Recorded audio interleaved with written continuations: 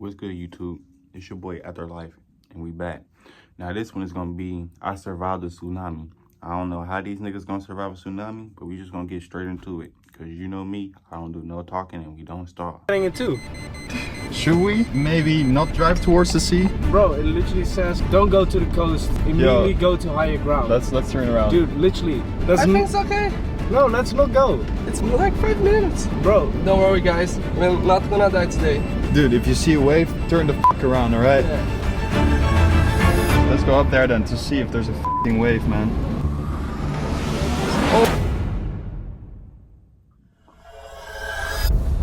Many places in the world have been struck by terrible disasters, but few places suffered more than one disaster at a time. However, in 2011, the Fukushima prefecture in Japan became the exception when it was struck by not one, not two, but 3 of the worst disasters in world history, all within the span of hours. It began with a magnitude 9.0 earthquake.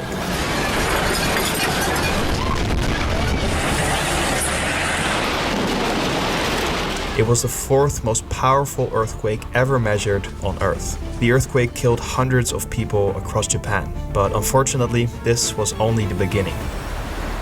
Triggered by the earthquake, a tsunami with waves of up to 40 meters was now racing towards the east coast of Japan.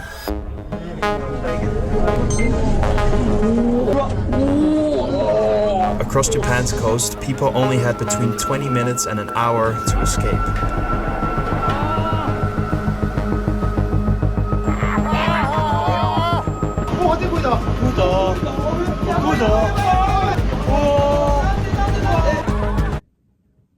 If I ever see all that water coming towards me, it's over.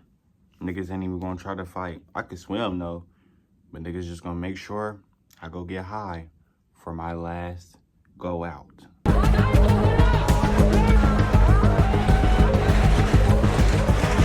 When it struck, it became one of the deadliest tsunamis in history, claiming over 19,000 lives across Japan. After 2 of the most devastating disasters imaginable though, the worst was still yet to come for people living in Fukushima. This game is way more relaxing than you'd expect from a police game. You recruit your team, fight crime. The earthquake had triggered an automatic shutdown of the reactors at the Daiichi nuclear plant in Fukushima, as it was designed to. The tsunami, however, had flooded the site, which disabled the cooling systems. Without cooling, the reactors began to overheat. This soon triggered a meltdown in the reactors, and just 24 hours after the tsunami, the first reactor at the plant exploded, causing radioactive material to be released into the air. Over the next few days, further meltdowns and explosions followed, now contaminating a huge area. The nuclear disaster was labeled a 7, a ranking that only Chernobyl had received previously, making this one of the worst nuclear disasters in world history. As the days passed, more and more people were evacuated, and a zone of 20 kilometers around the plant became a permanently restricted zone, causing over 150,000 people to be displaced, not knowing when or if they would return. Following these 3 disasters, Are we surviving a tsunami or getting a history lesson? Like, let's be real. I'm thinking we about to see real-time shit. Japan launched one of the most expensive disaster recovery operations in world history, which is still ongoing today. And so, 14 years later, we traveled to Fukushima to find an answer to the many questions we had about this place. What does one of the biggest cleanup efforts in history look like? And how much destruction is still visible today? How many people have returned? And how safe is it to be here today, with radiation still present? 0.8. We hope to hear the answers from people living and working in the area.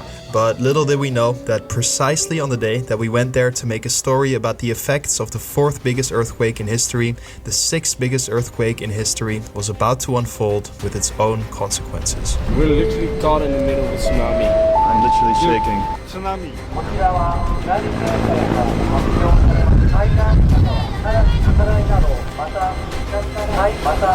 Get out.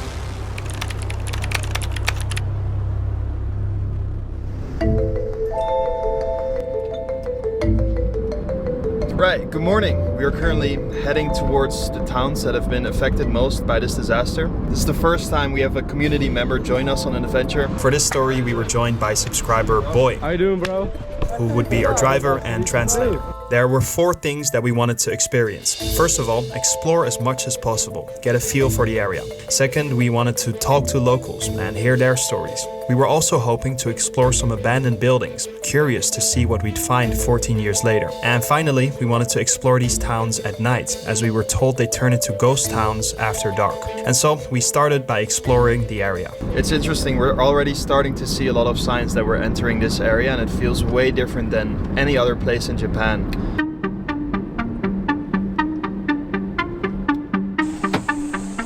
So this sign not only indicates that this is where the tsunami was in 2011, but it also indicates that if a tsunami hits, which could happen at any moment, we're in big danger, because this is only 5 meters above sea level and this was flooded last time. So we're really entering a danger zone, not only because of tsunami dangers, but also because of the radiation. If you go deep within these forests, the radiation is dangerously high. In terms of radiation, there were 3 different stages in the area. First of all, the areas that were still untouched and unsafe to enter. So throughout this entire area, there's zones called the difficult to return to zones, and you're not allowed to enter, but this is one of them. So as you can see here, it's just abandoned land. Someone just left their car here and it's fully overgrown by plants.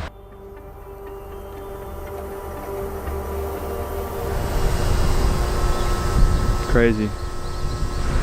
Here, look. All these trucks are carrying contaminated soil. Wow. Aside from the no-go zones, there were countless areas that were in the process of being decontaminated. So the main thing they do in this area to clean up this area, to decontaminate it, is to remove the top layer of the soil, around 10 centimeters. So as you can see here, they're just removing it and putting it in bags, and then the soil under it should be safe. Just can you imagine just having to remove the top layer of soil in an entire area? It's so much work. It requires so much resources, money. The question is where they take these bags. Do they leave them here? It just adds up, doesn't it? Should we ask that guy? こんにちは。すみません。これはいつもここにいますか？これはいつもここにいる？いや、これは向こうの方の仮置き場っていうところがあるんだけど、はい。そこに持ってくる。ああ、なるほど。ありがとうございます。ありがとうございます。For now, these bags are transported to massive storage facilities in the area. There, the soil is kept under strict management, while officials plan where it will eventually go. Japan's long-term goal is to move the waste outside Fukushima by 2045. But the final disposal sites have not yet been chosen. Japan, if y'all watching this right now, that shit look goofy as fuck. Them big ass trash bags just sitting there like that. And it ain't even nothing valuable in them bitches. I'd be mad as hell. I think I'm about to hit a score whole time. It's nothing but waste. I'm surprised we can roam around so much. I thought there would be way more areas that would be restricted to enter, but so far we've been able to drive anywhere in any direction we wanted to.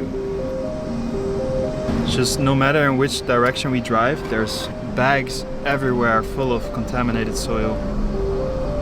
Oh my god, there are so many. God, they're endless, aren't they? Oh God, she's going to get hit. In 3 seconds, the prettiest girl in school would be dead. They have more than 14 million bags like this one. Yeah. Isn't that crazy? 14 million, dude. Yeah.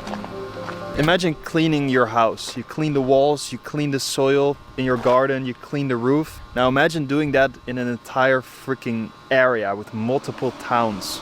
You end up with 14 million bags like this one.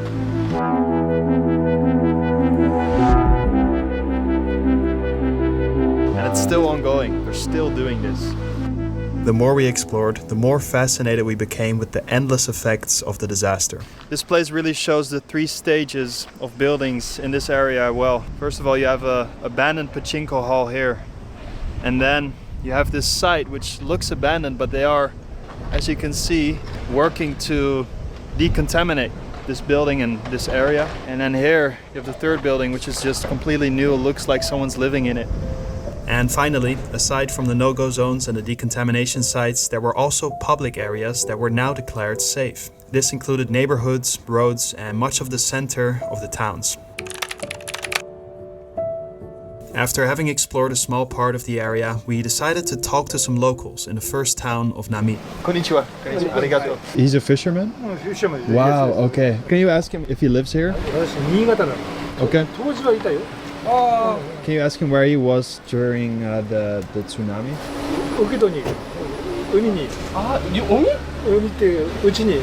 His house is like so close to the beach. Wow, okay. And how did he escape? By car?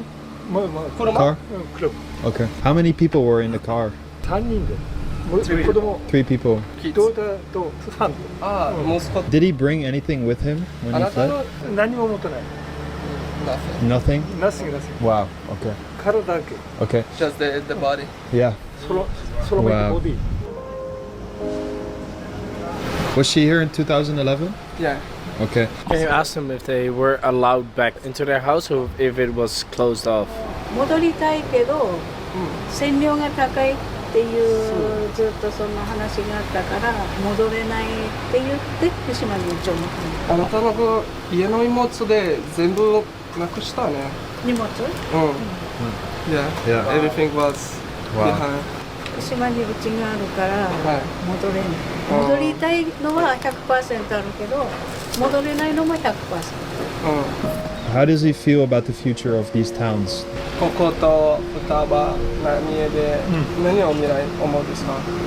何を考えてる